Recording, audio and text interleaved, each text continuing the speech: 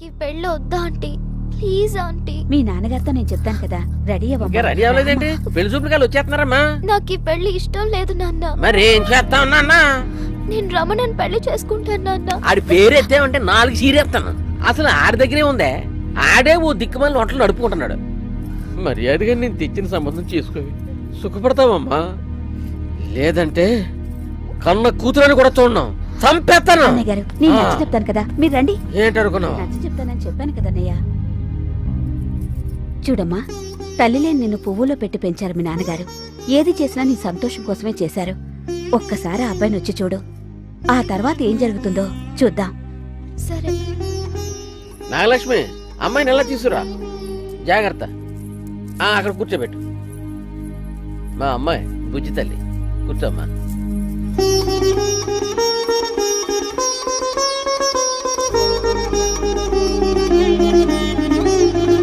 బావగారు, అమ్మాయి లక్షణంగా ఉంది, మా అందరికీ నచ్చింది.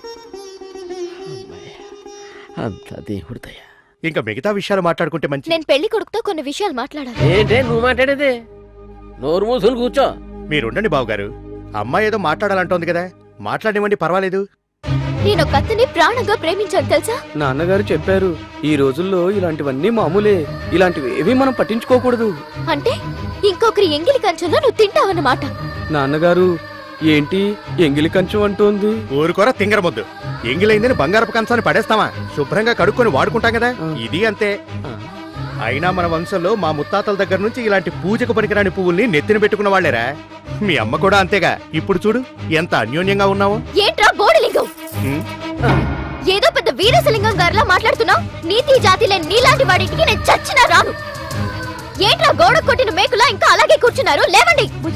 మళ్ళీ పెళ్లి గిల్లి అని మా ఇంటికి వస్తే నేనేం చేస్తానో నాకే తెలీదు. వెళ్ళండి. ఆగండి ఆగండి బాబు గారు, నా మాట వినండి. వెళ్ళకండి. ఏదో చిన్నపిల్ల తెలియక వాగేసింది. మీరే పెద్ద మనసు చేసుకుని క్షమించాలి. అది చిన్నపిల్ల ఏంటండి, ఎంత పెద్ద పెద్ద మాటలు మాట్లాడుతోంది?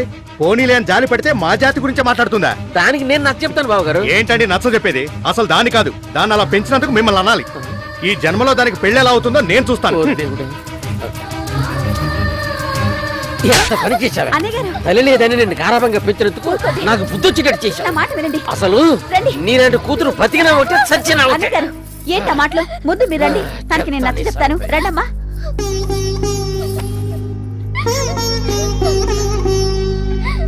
ఓసారి నా వైపు చూసావు, సరదాగా నా గుండె కోసావు. బుజ్జమ్మా బుజ్జమ్మా, 50 లీటర్ల పాలు త్వరగా. అబ్బా, కొత్త బట్టలు కొత్త నగలు, అదిరిందమ్మా బుజ్జమ్మ. అరే ఏమైంది నీకు? నాకేమైతే నీకెందుకు? నీకు కావాల్సింది పాలే కదా, అక్కడ ఉన్నాయి, తీసుకెళ్ళు. అమ్మయ్య, బతికించు.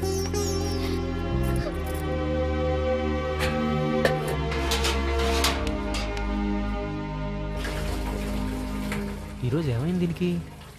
ఎప్పుడు గజ్జల గుర్రలా గంతులేసేది, ఈరోజు మూడీగా ఉంది. తెలుసుకుంటే పోలా. బుజ్జమ్మా,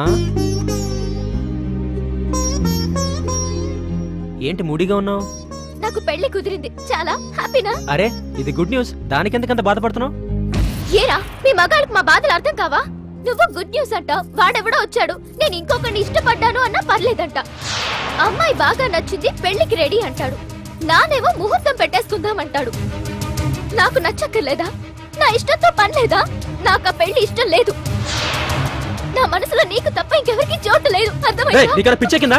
నేనంటే నిన్ను ప్రేమించడం ఏంటి? అయినా నువ్వు ప్రేమిస్తే సరిపోతుందా? నేను ప్రేమించాలిగా. అంటే నువ్వు నన్ను ప్రేమించట్లేదా? లేదు లేదు లేదు. నా కళ్ళలోకి చూసి చెప్పు. ఇదిగో నీ కళ్ళలోకి చూసి చెప్తున్నాను, నేను ప్రేమించట్లేదు ప్రేమించట్లేదు ప్రేమించట్లేదు. ప్రేమించట్లేదా? నువ్వు ప్రేమించినప్పుడు నేను బతకడమే వేస్ట్. నిన్నే నా గురించి ఏం తెలుసు? నన్ను గుడ్డిగా ప్రేమించావు. నేను చిన్నప్పటి నుంచి దురదృష్టవంతురాలే. పుట్టగానే అమ్మని పోగొట్టుకున్నాను. ఇప్పుడు ఇష్టపడ్డ వాడిని దక్కించుకోలేకపోతున్నాను. నువ్వు కేవలం అమ్మని మాత్రమే కోల్పోయావు, అయినా అమ్మని మరిపించే నాన్న నీకున్నాడు. అంటే నీకు తెలిసింది బయటికి కనిపించే రమణ మాత్రమే, కానీ నా లోపల ఇంకో రమణ ఉన్నాడు. వాడు నువ్వు అనుకుంటున్నంత మంచివాడు కాదు. దోపిడీలు చేస్తాడు, దొంగతనాలు చేస్తాడు. ఏం నువ్వు అనేది? అవును, గత 7 ఏళ్లుగా సిటీలో జరుగుతున్న వరుస దోపిడీలు చేస్తోంది నేను, ఏడుకొండలు, వెంకట్. నువ్వు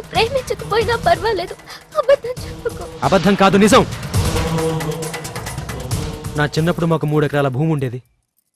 దాంట్లో అప్పు చేసి పత్తి వేశాడు మా నాన్న. కల్తీ విత్తనాల కారణంగా పంట పోయింది. దాంతో అప్పుల బాధ తట్టుకోలేక ఊరేసుకుని చనిపోయాడు మా నాన్న.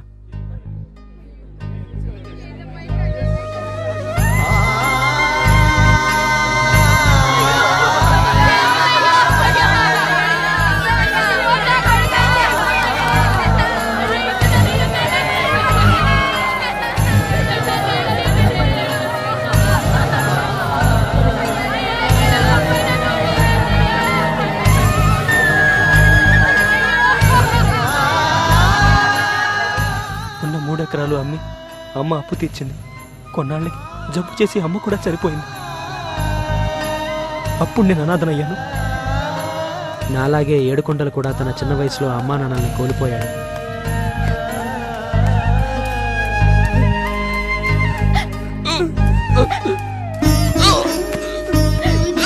నాన్న లేనన్నా ఆసుపత్రికి వెళ్దాం. లేనన్నా నాన్న నాన్న ఏం కాదు నాన్న ఆసుపత్రికి వెళ్దాం. లేనన్నా నాన్న అమ్మా లే అమ్మా. బాబు, నాకు మీ నాన్నకి నీకు కూడా బతికే యోగం లేదు. నేను ఒంటరిని చేసి వెళ్ళిపోతున్నావు. నీలాగా ఏ రశ్మి అవ్వకుండా చూడు. ఏడుకొండలు జాగ్రత్త. అమ్మా అమ్మా లే అమ్మా. అమ్మా నాన్న నాన్న ఆసుపత్రికి వెళ్దాం. లేనన్నా నాన్న లేనన్నా. నాన్న నాకు భయం వేస్తుందన్నా. నాన్న నాన్న నాన్న మేము బతకవరా? పురుగుల మందు తాగే ముందు నీ గురించి మర్చిపోయావరా? ఇప్పుడు నిన్ను చూశాక బతకాలని ఉందిరా. బాగా చదువుకోనన్నా, బాగా చదువుకో. మీ అమ్మకు పట్టిన గతి నాకు పట్టిన గతి ఈ భూమి మీద ఇంకెవరికి పట్టకూడదు. ఏం చేయిందన్నా? నకిలీ ఎరువులు, నకిలీ విత్తనాలు ఎక్కడ చూసినా దోపిడీ దోపిడీ దోపిడీ.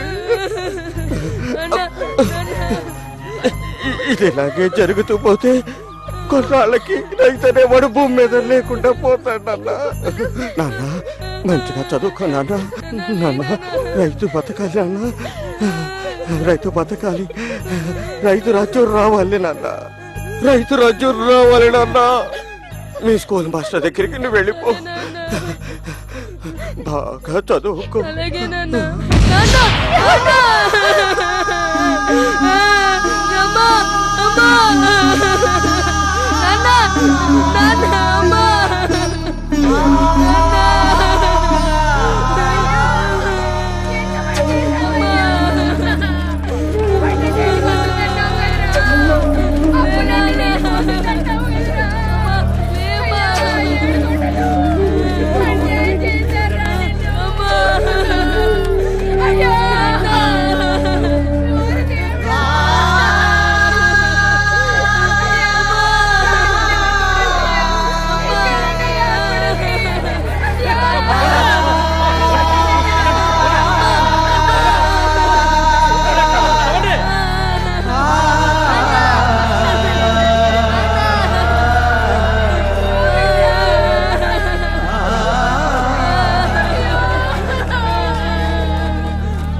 పచ్చా పచ్చాని పల్లె వల్ల కాడు అయినదా, వెచ్చని కన్నీళ్లతో వెల్లు అయినదా.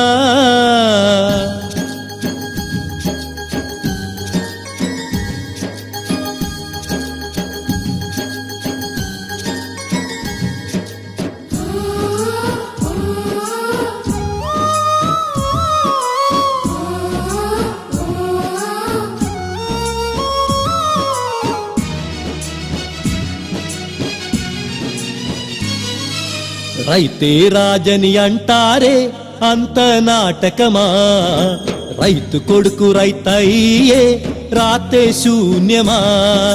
రైతే రాజని అంటారే అంత నాటకమా, రైతు కొడుకు రైతయ్యే రాతే శూన్యమా. గిలగిలమని నీ ప్రాణం వాయువుల్లో కలిసిందా ఈ వేళ, అలు పెరుగని నీ దేహం నేల కొరిగిపోయిందా మన్నయ్యేలా. కాలం ఎంత మారినా కష్టం నీకు తీరునా, నువ్వే లేకపోతే జగతికి మెతుకు ఉండేనా, కడుపు నిండేనా. రైతే రాజని అంటారే అంత నాటకమా, రైతు కొడుకు రైతయ్యే రాతే శూన్యమా.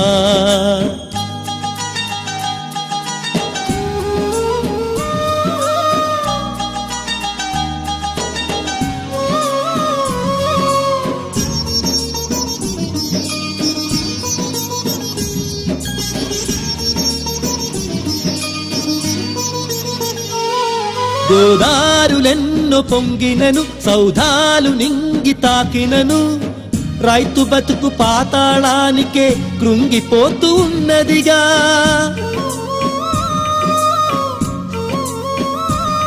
నాగేటి సాళ్ళు నమ్ముకొని తన భార్య తాళి అమ్ముకొని, పైరు పెట్టు పేద రైతు కల పాడె ఎక్కిపోయెనుగా. కల్తీ ఎరువులు కల్తీ మందులు విషాదమే రైతుల బతుకు, రైతను వాడే ఈ లోకాన ఉండడేమో కడకు. పైరు కోత కోసిన అప్పులు తీరిపోవునా, కష్టం నమ్ముకున్న నీకు అన్నం కరువేనా, బతుకు బరువేనా. రైతే రాజని అంటారే అంత నాటకమా, రైతు కొడుకు రైతయ్యే రాతే శూన్యమా.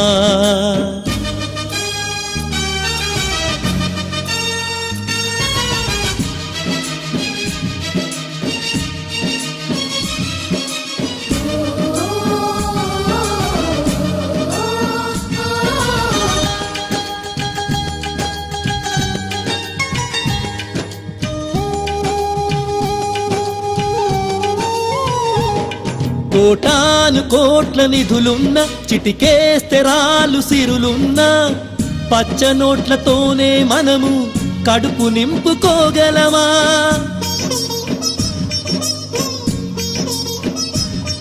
మన అన్నదాత రైతేగా, తన అసువులు గాలి పాలేగా. అనాథలై ఈ పసికూనలు అల్లాడిపోయెనుగా. ఏ డాక్టరు అయినా తన కొడుకులను డాక్టరునే చేస్తున్నాడు. ఒక్కడినైనా రైతుగా ఎందుకు తీర్చిదిద్దలేడు.